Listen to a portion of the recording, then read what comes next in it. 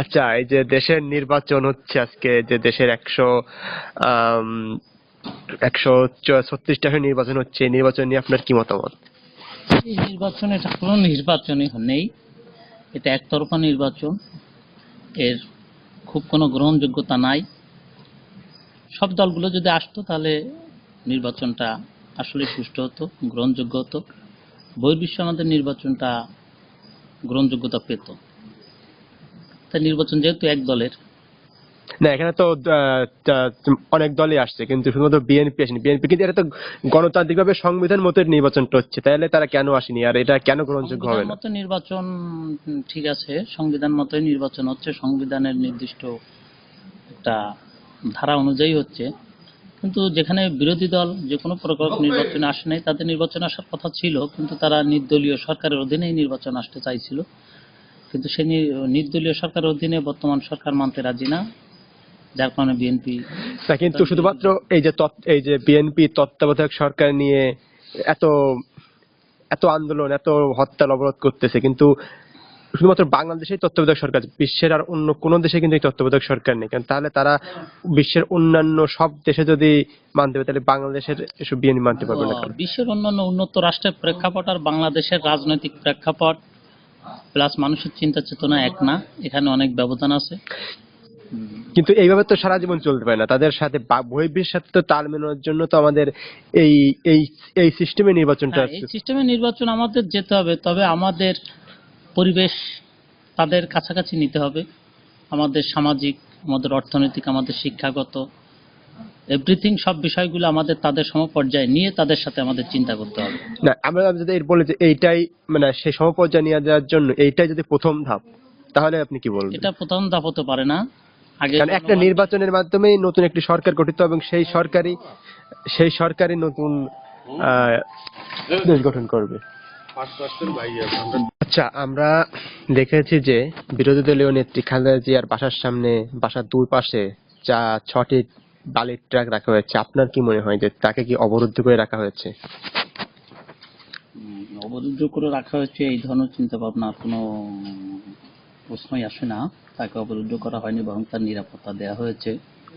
যেহেতু আমাদের তৃতীয় একটা শক্তি আছে, যারা আমি মনে করি তারা জঙ্গি কার্যকলাপের সাথে সম্পৃক্ত, তাদের হাত থেকেই খালেদা জিয়াকে বাঁচানোর জন্য তার নিরাপত্তার ব্যবস্থা করা হয়েছে।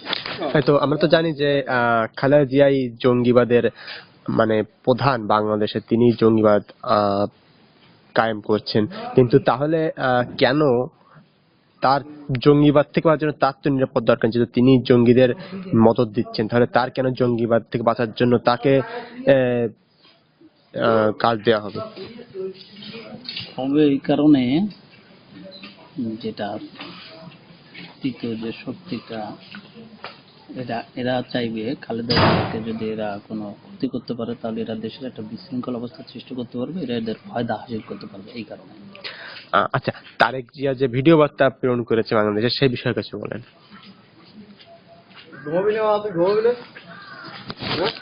গুরুত্বপূর্ণ প্রশ্ন। তারেক জিয়া ভিডিও বার্তা পাঠিয়েছেন।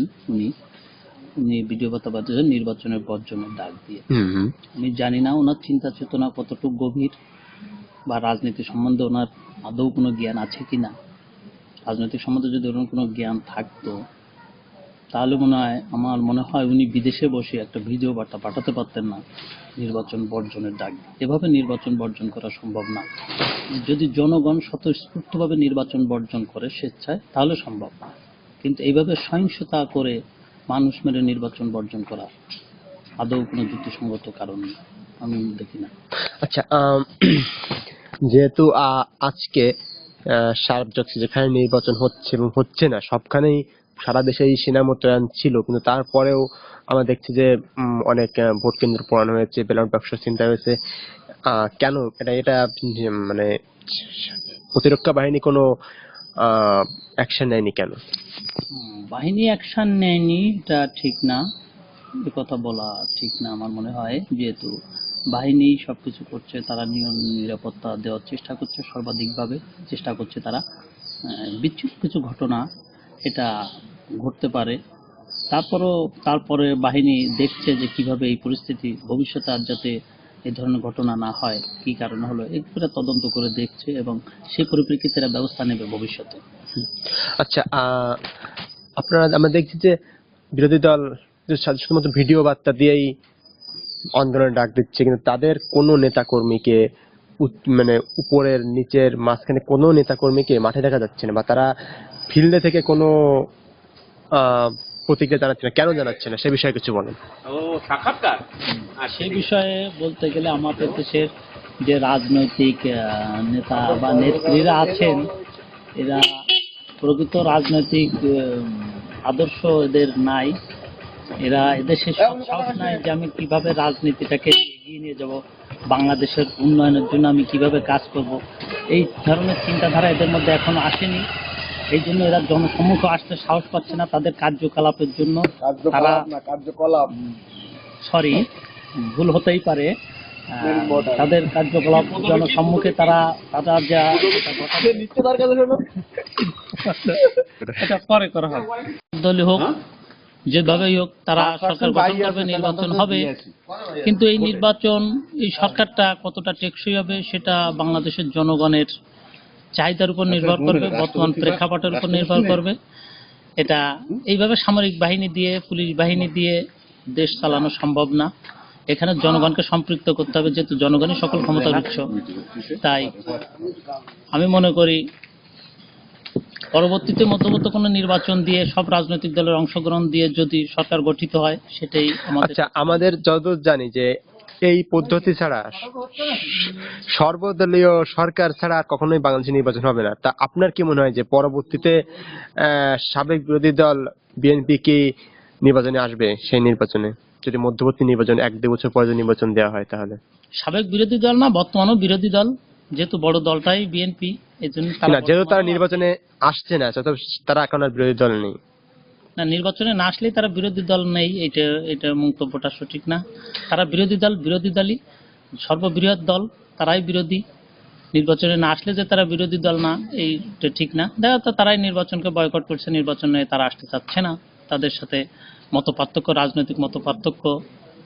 আচ্ছা, আপনার কি মনে হয় যে তারা কি পরবর্তীতে যে নির্বাচন হবে 5 বছর পর বা 3 বছর, তারা কি নির্বাচনে আসবে? সেই প্রেক্ষাপট আসলে তখন সেই সামাজিক রাজনৈতিক সেই মতাদর্শ যদি একত্রিত হতে পারে, তারা যদি সেটাকে মেনে নিতে পারে, সেই প্রেক্ষাপট আসলে তখন এরা রাজনৈতিক দলগুলো নির্বাচনে যাবে। আচ্ছা, আপনি যদি বিএনপির প্রধান হতেন তাহলে আপনি কি করতেন এই অবস্থায়? যেহেতু এটা সংবিধান মতে নির্বাচন হচ্ছে, আপনি কি করতেন?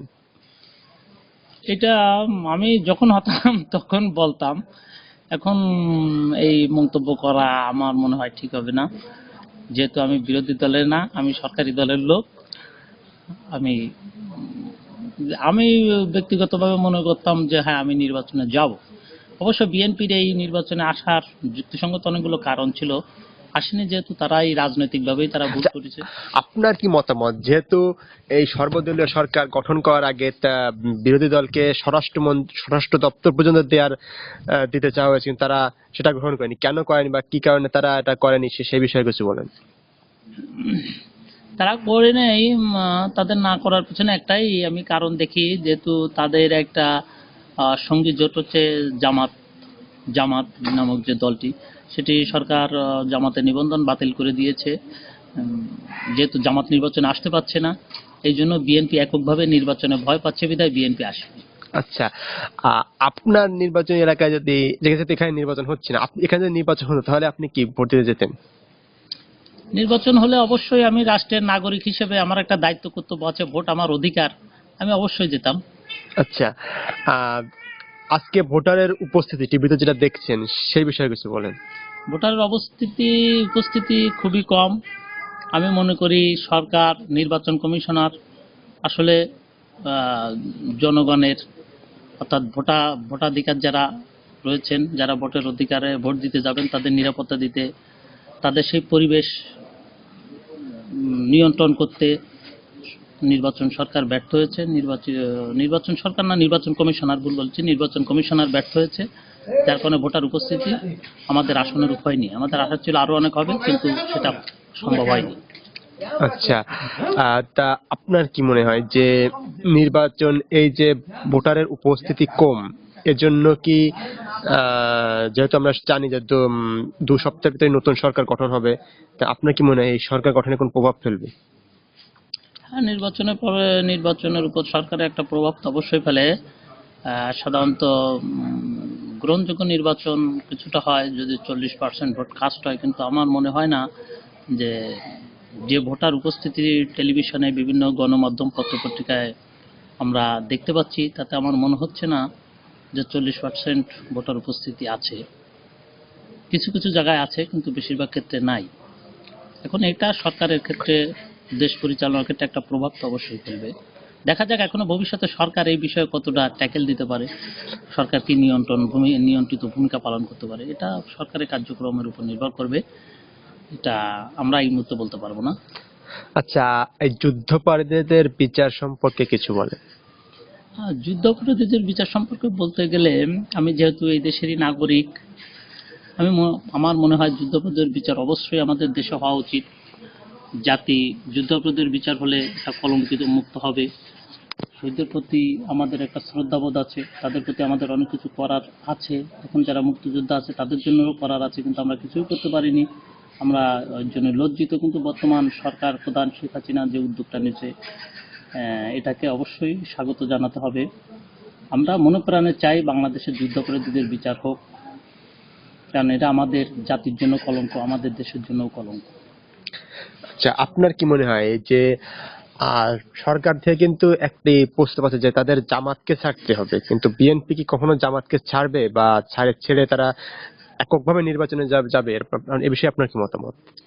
বিএনপি জামাত ছাড়তে পারবে না, কারণ জামাত ছাড়লে বিএনপির অস্তিত্ব এখন টিকিয়ে রাখা খুব কঠিন। হুম।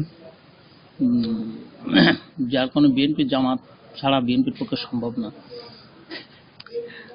এই জামাত বিএনপি ছাড়বে না। আচ্ছা, আহ, যেহেতু আপনি আপনি একটু আগে বললেন যে বিএনপির শরিক দল জামাত, বা তারা বিএনপি কে জামাতকে ছাড়া যাবে, কিন্তু যখন কাদের মোল্লার ফাঁসি হলো আমরা দেখলাম যে বিএনপির শীর্ষস্থানীয় নেতারা কেউই আহ কোনো ভালো মন্তব্য করেনি, খারাপ মন্তব্য, তারা এই বিষয়ে পুরোপুরি সাইলেন্ট ছিল। কেন, এটা বা কি কারণে ছিল, সেই তারা বিষয়ে কিছু মন্তব্য বলেন। করেনি যারা এই কারণে যে দেশের শতকরা আপনার 70-75 ভাগ লোক যুদ্ধাপরাধের বিচারের সমর্থন আছে। হুম। যে সুশীল যে নাগরিক যে সমাজটা, বাংলাদেশে সচেতন সমাজ, নাগরিক সমাজ, ছাত্র সমাজ, তারা যুদ্ধাপরাধীর পক্ষে, যার কারণে বিএনপি এ বিষয়ে কোনো মন্তব্য করেনি। কিন্তু বিএনপি ঠিকই তাদের সাপোর্ট দিয়ে গেছে। আচ্ছা, তাহলে আপনার কি মনে হয় যে যেহেতু আপনি বলেন যে 70% লোক যুদ্ধাপরাধীদের পক্ষে, আর আমরা জানি যে আওয়ামী লীগ যুদ্ধাপরাধীদের বিপক্ষেই, তাহলে কেন আজকে নির্বাচনে 70% লোক উপস্থিত হয়নি? উপস্থিত হচ্ছে না তাদের নিরাপত্তার কারণে। তাদের নিরাপত্তার বিষয়টি হচ্ছে মেইন কারণ।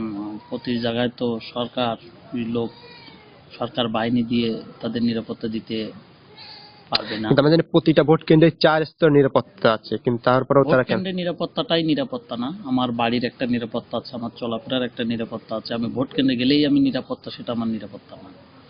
ভোট কেন্দ্রটা নিরাপত্তা আছে, কিন্তু ভোট কেন্দ্রের বাইরে তো নিরাপত্তা বলে কিছু নাই। আমি তো পথে যাব, এই যে একটা গণমাধ্যমে দেখলাম একজন প্রিজাইডিং অফিসারকে রাস্তায় মেরে ফেলেছে, সেখানে তো নিরাপত্তা বাহিনীর লোক ছিল না, নিরাপত্তা বাহিনীর লোক ভিতরে ছিল, যার কারণে ভোটার উপস্থিতি অনেক কম। আচ্ছা, তাহলে আপনার কি মনে হয় যে তারা একদিনের জন্য রিস্ক নেবে, তাহলে তারা তারা যদি একটা সাংবিধানিক সরকারকে ভোট দিয়ে না আনে, তাহলে তো তাদের পরবর্তীতে মানে 5 বছর 3 বছর পর্যন্ত হয়তো তারা তো নিরাপদে থাকতে পারবে না। তারা কেন বুঝতেছে না যে তাদের নির্বাচনে ভোট দিয়ে একটা নির্বাচিত সরকারকে গঠন করা উচিত? হ্যাঁ, একটা নির্বাচিত সরকার অবশ্যই দরকার আমাদের দেশের পরিস্থিতির জন্য। নির্বাচিত সরকার আমাদের কাম্য ছিল সবার কাছে।